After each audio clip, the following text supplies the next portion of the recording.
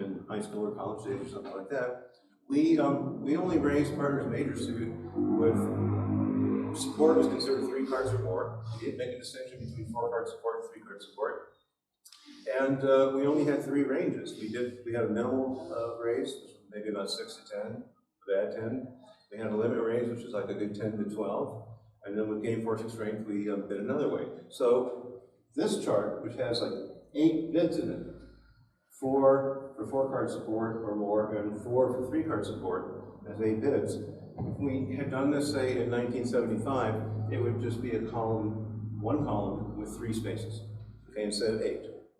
So we have many more tools at our disposal for showing the quality of our hand, the strength and the amount of support we have for partners major suit. What we're going to be discussing in the next 3 sessions are the Bergen raises, Jacobi 2 no trump, simple splinters, and the forcing no trump. This should say forcing no trump under here because that's what this is, a forcing no trump bid. And I'm just going to briefly review all of them for you today, but we're going to go into them in more detail in the next few sessions. So for example, next time will be Bergen raises, and the time after that will be Jacobi 2 no trump, and the time after that will be forcing no trump. Okay, Bergen raises, let's talk about those. Now, this is the contracted set of Bergen raises, the 3 bids. There's also an expanded set of 8 bids. And what I'm going to tell you now about Bergen raises only applies to this contracted set. So for example, I'm going to tell you that we make these bids with less than game forcing strength. But that expanded set of Bergen raises includes some bids with game forcing strength. Okay? So just wanted to make that clear. Bergen raises are 3-level responses, and as I said, in the expanded set, some of them are 4-level. So this only applies to these 3-level responses to partner's major suit opener by an unpassed hand, and there can be no interference for 2 of these bids, but we do allow interference for 1 of them. And this bid shows 4+ card support for partner's major in 1 of 3 ranges and less than game forcing strength. So that's why Bergen raises appear here, here, and here, because they promise 4-card support with less than game forcing strength. Once we get to game forcing strength, we can use other conventions. The original form of Bergen raises, what I'm going to show you is what's sometimes called an inverted or reverse Bergen. The original form of Bergen had these 2 bids reversed in meaning. But as is so commonly the case in bridge theory, it's been found that it's more effective to use the lower ranking bid to show the better hand. Okay? So if you reverse these 2, what you're doing is you're making the 3-club bid show 8 to 9, and you're making the 3-diamond bid show 10 to 12. We want to do it the other way around, because when we have a better hand, we want to be at a lower level. So that's the only difference between the 2 forms of this, and this is the one I like, and it's the one that I'll be presenting to you. But in the 0 to 7 range, and some people don't go as low as 0, they might say 3 to 7, but we can be very weak because this is a preemptive bid. We're showing 4-card support and weakness, and the bids would be something like 1 heart pass in between 3 hearts, or 1 spade, 3 spades. Like I said, a lot of people allow interference with this this 1 bid, the preemptive one. In fact, we had an auction yesterday that went 1 spade for partner, 2 heart overcall, and I bid 3 spades with a hand like that. So the intervention doesn't make the preemptive nature of the call any less effective. And that's why we allow it. But these are more likely to be game going, and they're off over interference. So with 8 to 9, we have the so-called constructive raise, which is 1 heart or 1 spade followed by 3 diamonds. And then with the limit raise strength, we use the 3-club call. So 1 heart, 3 clubs, or 1 spade, 3 clubs. And you can see all of that here. That's in this form. All right, now we're going to get down to this box.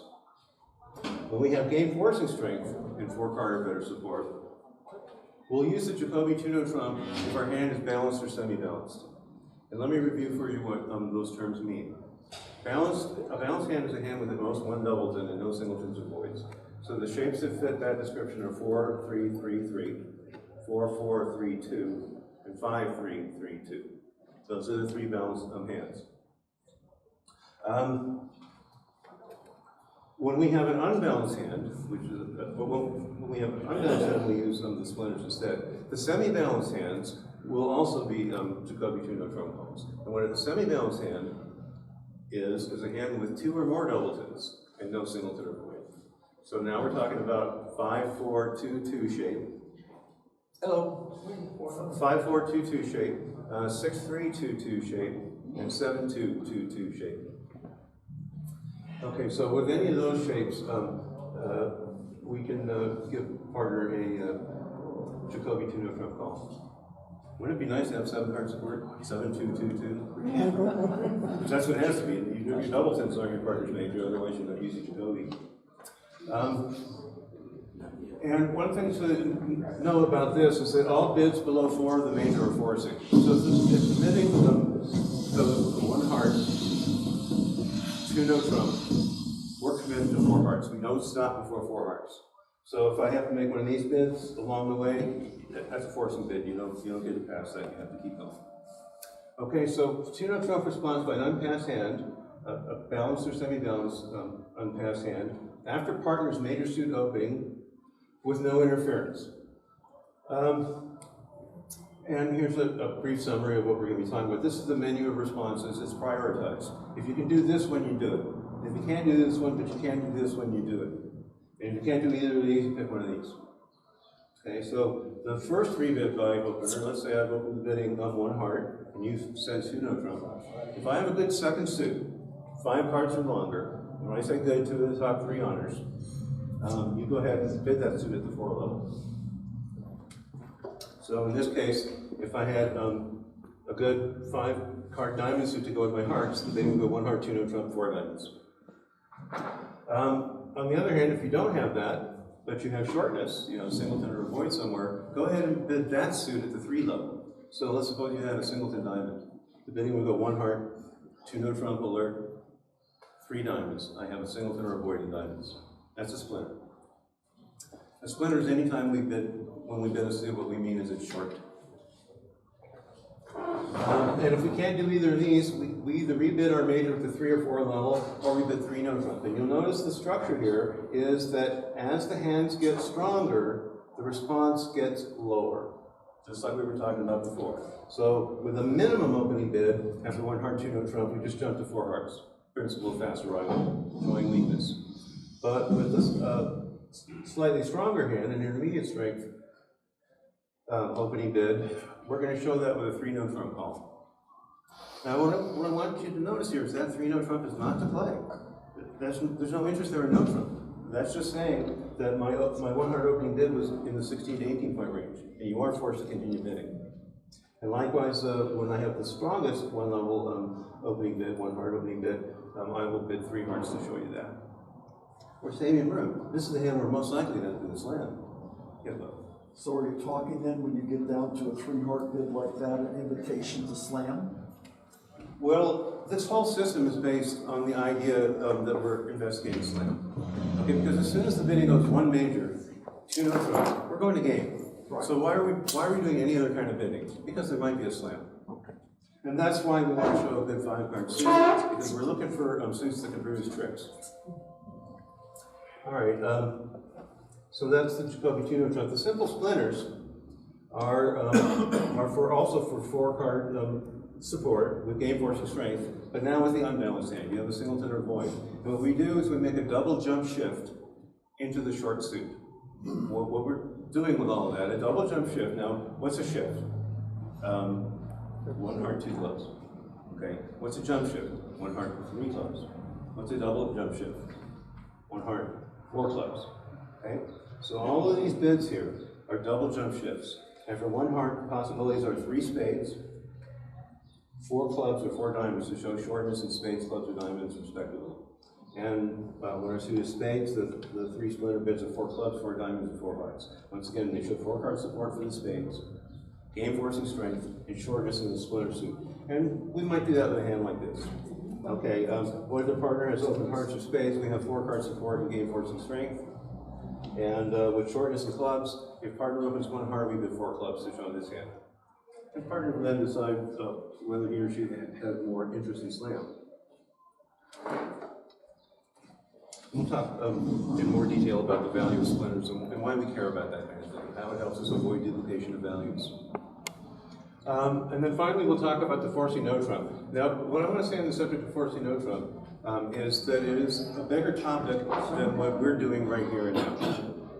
Okay, what we're doing here and now is talking about raising major suits. The forcing no trump is used for more things than that. But all we're going to be discussing right now is raising major suits. Okay?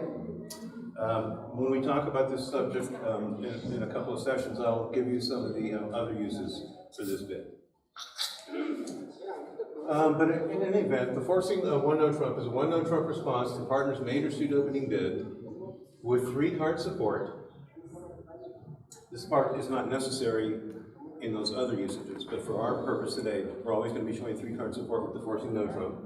It's by an unpassed hand, absent interference, and promising 6 to 12 points. This hand can be unbalanced. Once again, when you first learned to play this game like I did, 1 heart, 1 no trump, that was a bid that showed about 6 to 9 points.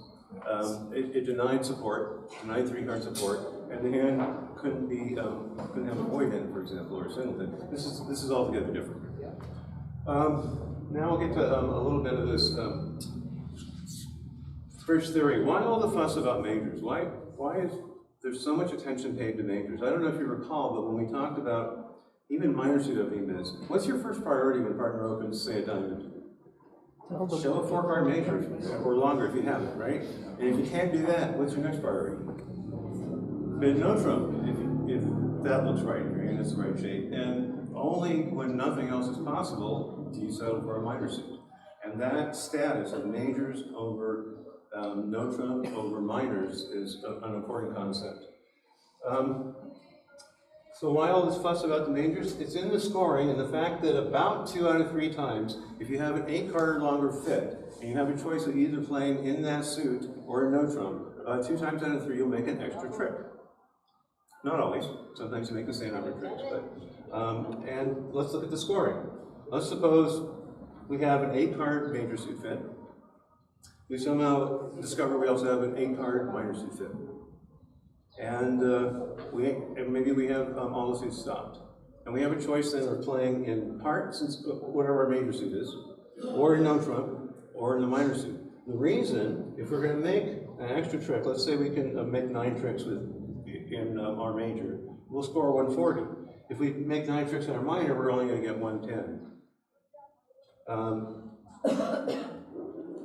No, I think it should say when. No, it's not. 16. No, 110 is right. No. Okay. Now, with better hands, let's say hands that where game is a possibility. Let's suppose the same hand can make either 4 of a major, 3 no trump, or 4 of a minor. Well, not vulnerable. 4 of the major will pay us 420. 3 no trump will only pay us 400. And 4 clubs is an even game. And even if we did get the game, still, the major suit pays better. And when we're vulnerable, those numbers go up, but the relationship stays the same. So this is the reason why in duplicate bridge, it's so important to find major suit contracts when they're playable. I don't think this matters so much in rubber bridge. I don't think it matters so much if you have 110 or 120 or whatever. But in duplicate bridge, it does matter. So why would we make an extra trick in trump? Well, there's a few options that become available to us that aren't available in no trump. For one thing, we can manufacture tricks by roughing and dummy. And when I say by roughing and dummy, what I mean is the short piece of our trump suit, which is usually dummy. I mean, if I open a spade and you raise the spades, I'll probably have more spades than you. So you'll be the dummy, and that'll be the shorter piece of our holding. Once in a while, it's the other way around. What's the time when dummies are likely to have a longer trump than declare? When there's a transfer, right? 1 no trump, you bid 2 diamonds or 2 hearts transfer, and you're going to put down a 5-card or longer major. And so, in this case, the short piece would be in declarer's hand. But when I say manufacturing tricks, I want you to imagine for a moment that I have the ace, king, queen, jack, 10 of, let's say, spades, and any number of spades in the other hand. It can be 2, 3, 4, whatever. If that suit is worth 5 tricks, ace, king, queen, jack, 10, I couldn't possibly lose any of those if they're trump. And if I rough with one of them, how many tricks do I make? The same, 5, right. But if I can rough with the short piece before they're all exhausted, then I'll get a sixth trick. So that's what I mean by manufacturing tricks. Roughing with the long hand is sometimes necessary, but it never manufactures a trick the way it does when we rough in the short hand. Welcome, we have a lot of new faces today. So we manufacture tricks by roughing a dummy. Also, with the trump suit, we can stop the opponents from learning the suit. How many times you've been in no trump and they rattle out the first 5 or 6 tricks? That wouldn't have happened if you were playing in the trump suit. The trump suit can serve as transportation. We can sometimes get from one hand to the other by roughing something. So we're not necessarily manufacturing a trick, but we're using that to get back to hand or get out to dummy. Oftentimes you can set up a suit without losing the lead. If we're playing this suit in no trump, even if we find the optimal break, we're missing 6, so the optimal break would be for the opponents to each have 3. If we're playing in no trump, there's no way to make 5 tricks here. You can only make 4. But if you're playing in a trump suit, you take the ace-king, you rush one, and then take the other 2, okay? So that's another advantage. And then finally, there are a few assorted end plays that are possible. We're not going to spend much time talking about that stuff, but that becomes an option available to you when you play in a trump suit that might not be available in no trump.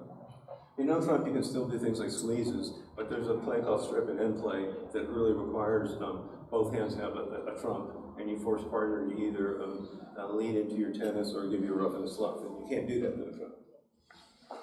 And now, why all this fuss about a ninth trump? Why do we have this chart here broken into 2 parts?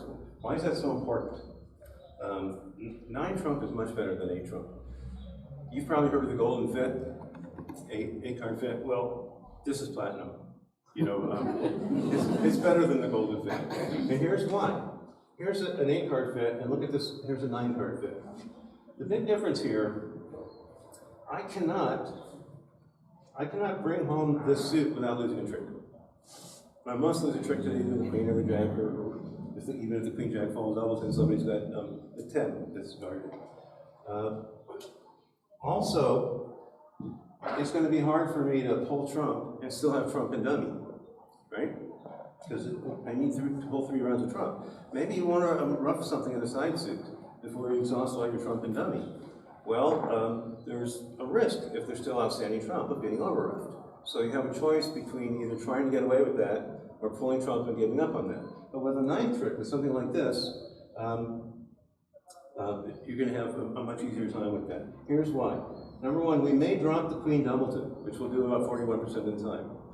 If you recall when we talked about play of the hand, we went over some odds that I think are very practical and very useful. I know they're a little intimidating to a lot of people, but if you can remember that a 4-4, when you're missing 4 cards in a suit, they'll split 2-2 about 50% of the time.